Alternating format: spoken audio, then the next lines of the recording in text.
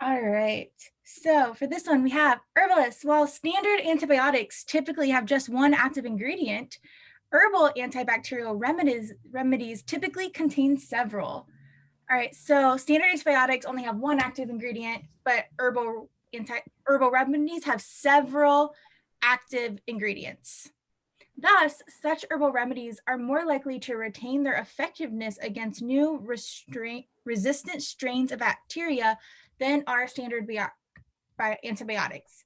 Okay, so we have that indicator word here, thus. So we know that it's at least some kind of a conclusion-ish. We're saying that these herbal remedies that have several active ingredients are more likely to be effective against new strains of bacteria than are these standard antibiotics that only have one active ingredient. So I think that's really important to keep those different. For a strain of bacteria, the difficulty of developing resistance to an herbal antibacterial remedy is like a cook's difficulty in preparing and trying to prepare a single meal that will please all of several dozen guests. Where do they come up with this analogy? I don't know. A task far more difficult than preparing one meal that will please a single guest. Okay, so if I were trying to explain this analogy, they're trying to say that these bacteria, whenever they are going up against an herbal antibacterial remedy that has many active ingredients, that's like a cook trying to cook for many people because they all want something different. Where they're saying that the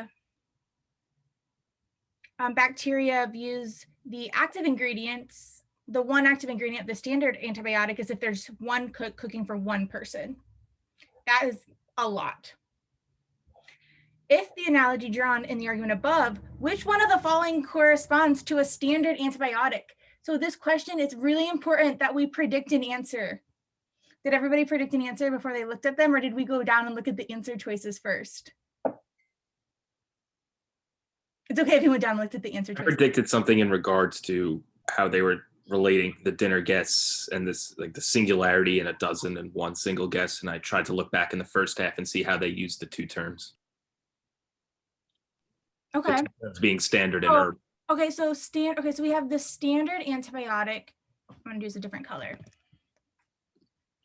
The standard antibiotic has one active ingredient, and that is like when the bacteria is to please a single guest. Right. And then we have the herbal antibacterial remedies. I'm just gonna start calling them the antibacterial stuff. Have several. Right. And so the antibacterial that have several are going to be like cooking for the several dozen guests. And then we have the single guest. Bacteria, which is the cook, right? All right, so we're trying to figure out what the standard antibiotic is. Which one are they of these answer choices? A. A, yes. Do we all see that? Yeah. Excellent. Someone just said A very confidently, and I love that. They're like, yeah, that makes perfect sense. Perfect. Poppin' champagne. So, Heather, were you saying B for this one? As in boys? Yeah, I was trying to, they read it so much faster than I did. I was reading it a few times. I wasn't okay. Yeah. No, I so mean, I'm gonna go back when we're done and relook at it. I thought it was between A and B for sure. Excellent. And then I have to go back and read it and be like, okay, which one is which? Excellent. Yeah, I just didn't fully comprehend it in the time that we had.